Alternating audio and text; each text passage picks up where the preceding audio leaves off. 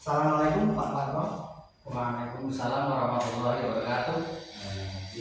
Pak Parto, hari ini sesuai dengan yang kami sampaikan, hari ini kami berdua memperkenalkan diri terkait dengan tugas TGP di angkatan 11. Ini ada wawancara dengan kepala sekolah. Nah, ini saya sudah bersepakat dengan Bu Era untuk hari ini. Jika panjenengan ada waktu, kami mohon waktunya untuk kita diskusi terkait apa yang ada di dalam tugas di TGP. Kiranya Pak Parto ada waktu tidak Pak Parto? Insya Allah ada. Ini saya sempatkan untuk diwawancarai. Silakan. Jadi nanti teknisnya gini Pak, ini kebetulan pertanyaan sama dengan nanti kita kebetulan dan permasalahannya mungkin sama. Ini berarti kan permasalahan intinya terkait dengan ABK yang ada di SD Mesoi 1. Berarti kan karena panjenengan narasumber, berarti yang masalahnya yang ada di SD 01 Mesoi. Ya. Langsung saja Pak Parto ya. Ini mungkin pertanyaan pertama. Selama ini bagaimana Bapak dapat mengidentifikasi kasus-kasus yang merupakan dilema etika atau bujukan moral? Ini untuk saya mengidentifikasi kasus-kasus yang merupakan dilema etika atau bujukan moral itu dengan cara satu, mempelajari kasus-kasus yang terjadi di sekolah. Setelah kasus-kasus itu saya pelajari, misalnya teridentifikasi, kemudian itu saya simpulkan apa yang terjadi, kasus apa yang terjadi di sekolah ini. Selanjutnya dari kesimpulan dari identifikasi kasus yang merupakan dilema etika atau moral itu, nanti saya gunakan sebagai bahan untuk ditindaklanjuti. Kemudian saya ambil keputusan baik yang berkaitan dengan dilema kasus atau dilema etika yang ada di sekolah ini. Begitu caranya. Cukup jelas Pak Parto. Ya, jadi poinnya satu mempelajari dulu ya, kemudian menyimpulkan, yang terakhir baru sebagai bahan untuk tindak lanjut untuk pengambilan keputusan. Untuk pertanyaan kedua, monggo.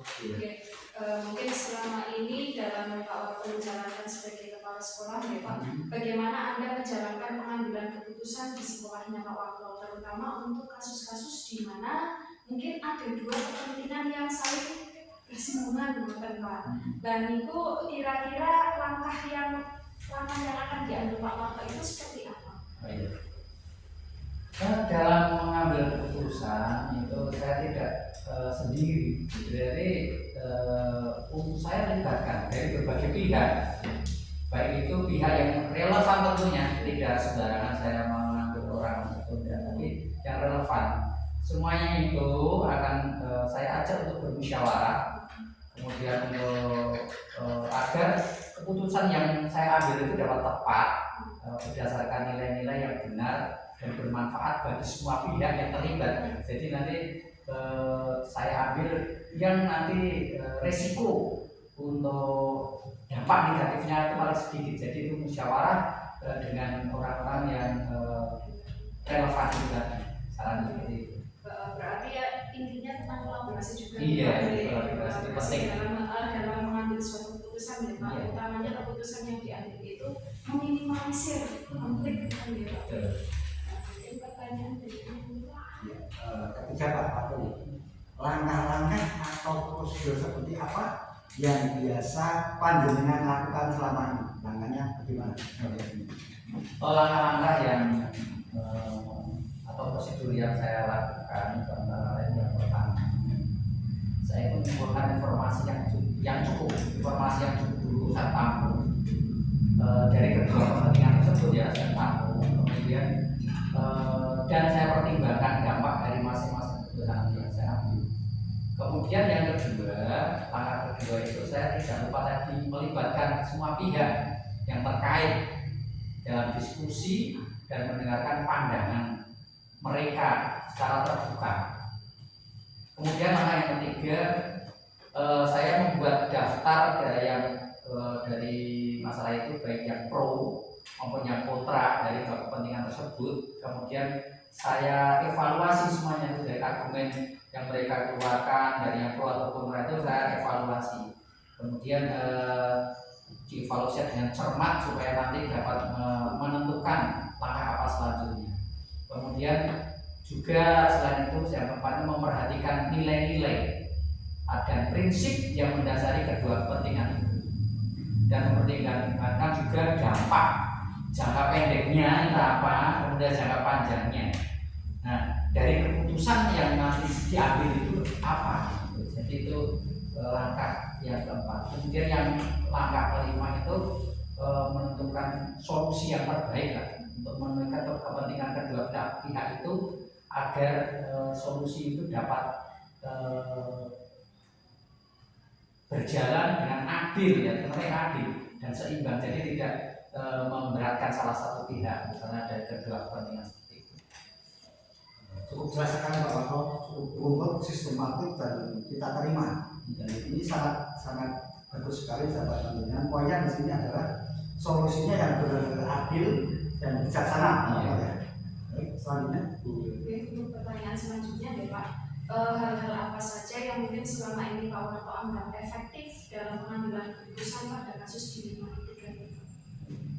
Sebenarnya itu ada 3 prinsip ya untuk mengambil sebuah keputusan. Tapi saya menganggap yang efektif itu yang prinsip yang pertama, yaitu prinsip berpikir berbasis rasa peduli, atau care based thinking.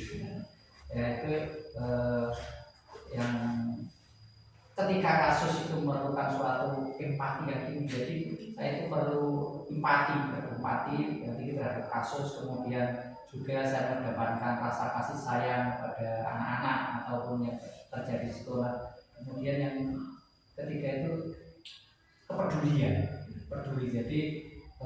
jadi tidak mengesampingkan apa yang mereka butuhkan saja. Saya peduli, itu yang efektif ya. Sebenarnya itu ada 3 prinsip. Ada yang prinsip yang kedua yaitu basic thinking, kemudian ada berpikir berbasis hasil akhir. Nah, itu saya ambil yang menurut saya itu efektif, itu yang berbasis peduli. Tapi suatu ketika kalau memerlukan prinsip yang kedua ketiga juga saya ambil gitu. Tapi selama ini yang saya gunakan itu prinsip yang pertama, itu berpikir berbasis rasa sendiri. Ya. Jadi memang tergantung kondisinya ya Pak ya. Dari ketiga prinsip itu pasti akan dilakukan, tapi yang paling utama yang menjadi prioritas dari Pak Warto itu yang ketiga, yang berbasis rasa peduli. Iya, betul. Terus ini selanjutnya Pak Warto, hal-hal apa saja yang selama ini merupakan tantangan dalam pengambilan keputusan pada kasus-kasus dari media? Jadi tantangan panjenengan itu apa yang paling sering muncul atau mungkin menjadi dilema panjenengan? Ada begini, untuk mengambil suatu keputusan itu kita kan berhadapan dengan orang di luar saya kan. Orang di luar saya itu tentunya memiliki pemikiran, memiliki karakter yang berbeda-beda. Jadi macam-macam sifat itu, dan prinsip yang dimiliki misalnya guru, kemudian dari wali murid itu prinsipnya berbeda-beda. Komite misalnya itu kadang-kadang tidak sepaham dengan saya.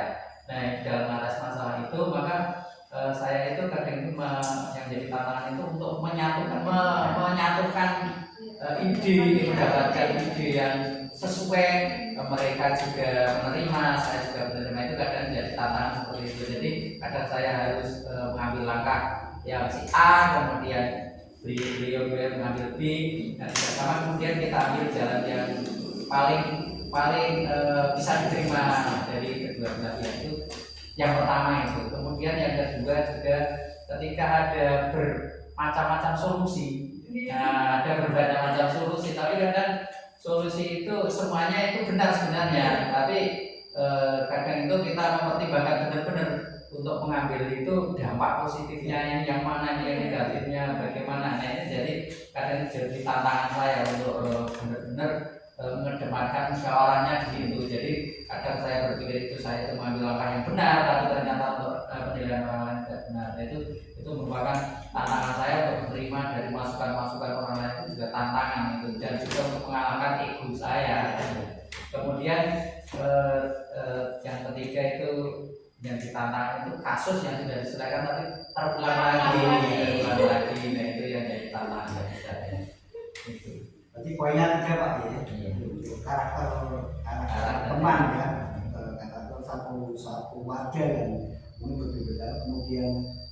kasusnya itu banyak. Nah ini panjenengan benar-benar selektif, harus bijaksana dalam mengambil keputusan. Yang terakhir kaitannya dengan kasus yang mungkin terulang lagi. Cukup jelas Pak.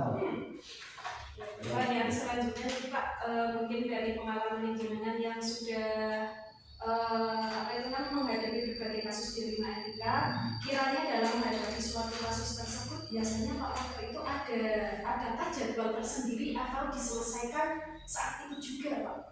Biasanya kondisinya itu tergantung suatu masalah yang ada ya. Kalau masalah itu bisa dihadapi saat itu juga dan harus segera mendapatkan penyelesaian, nah itu ya itu saya selesaikan sekali di situ kalau bisa. Tapi kadang itu ada kasus yang perlu musyawarah dengan teman, perlu juga menghadirkan wali murid, menghadirkan komite.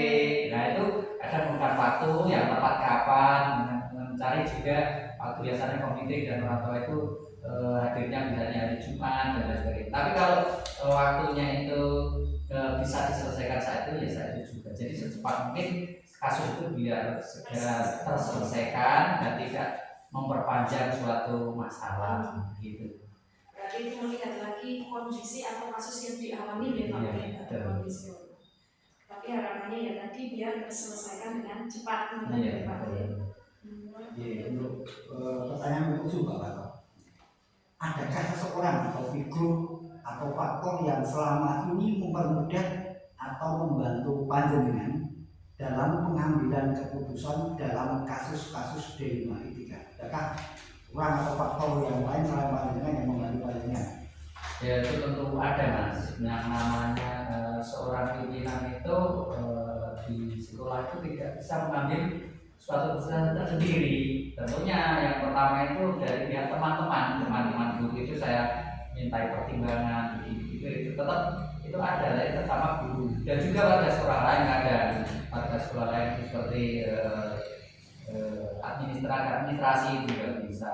Kemudian juga bahkan siswa itu juga kan bisa membantu juga ambil keputusan itu dengan pertimbangan dari siswa pun itu bisa. Kemudian orang murid seperti kemarin kita ada kasus itu ya di sekolah ini kita mendatangi wali murid itu sudah membantu sekali, komite sekolah, kemudian orang-orang di lingkungan sekitar lah itu tentunya itu yang membantu saya. Jadi tidak bisa saya memutuskan sepihak, jadi perlu musyawarah. Itu bagus sekali Pak. Jadi stakeholder lah ya. Iya.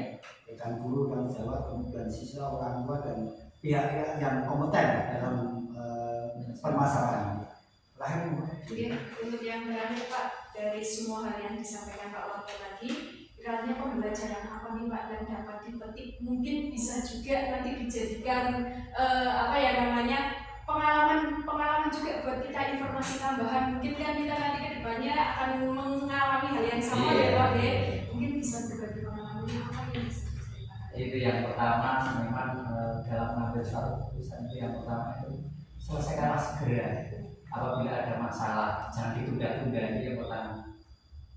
Jadi masalah itu kalau bisa segera diselesaikan. Kemudian yang kedua, dalam menyelesaikan sebuah masalah atau kasus itu tidak sendirian, namun itu diperlukan suatu musyawarah dari berbagai pihak yang relevan tadi, baik dalam skala kecil yaitu teman skala kecil itu dari teman sekitar yang di sekitar kita maupun skala besar gitu. Jadi itu dalam menyelesaikan sebuah kasus. Kemudian yang ketiga itu carilah suatu solusi yang tidak merugikan salah satu pihak itu. Jadi perlu sebuah pertimbangan, suatu solusi yang memiliki efek positif maupun efek negatifnya. Nah, kemudian yang ketiga lihat juga efek jangka pendeknya atau jangka panjangnya. Carilah efek yang kira-kira paling sedikit lah untuk efek negatifnya. Itu kira-kira untuk yang dapat saya petik dari keputusan di Lima Etika ini. Terima kasih Pak. Pengalamannya sangat luar biasa Pak. Ini bisa dijadikan kita acuan ya Pak, paling enggak berdasarkan pengalamannya Pak Wanto tadi ada pesan yang bisa disampaikan kaitannya kalau ada permasalahan itu dapat diselesaikan sesegera mungkin. Mungkin solusi yang dicari itu bisa melalui musyawarah sama mungkin yang paling utama meminimalisir dampak negatifnya ya Pak. Ya mungkin begitu saja Pak Wato. Sekali lagi kami berdua ini walaupun tugas tapi apa yang saya ambil dari kegiatan ini sangat bermanfaat kami, dan semoga di SD Mesoi juga setiap ada masalah apa yang panjenengan tadi sampaikan juga bisa terrealisasi, dan kami juga nanti pada akhirnya akan apa ya, mencoba mengimplementasikan apa yang panjenengan strategi jawaban panjenengan yang ada, insya Allah akan kami terapkan ya. Dan ini yang terakhir mungkin saya mengucapkan terima kasih atas kesediaan panjenengan meluangkan waktu sekadar wawancara diskusi terkait dengan apa yang menjadi tugas kami, dan semoga kedepannya seandainya kami membutuhkan panjenengan jangan sungkan, jangan apa ya, kami ya dengan nama bisa membantu kami gitu. Terkait juga pendidikan dan tugas kita bersama untuk memajukan pendidikan secara umum. Mungkin itu saja Pak Wato. Terima kasih atas waktunya. Kami ucapkan terima kasih. Wassalamualaikum warahmatullahi wabarakatuh. Waalaikumsalam warahmatullahi wabarakatuh.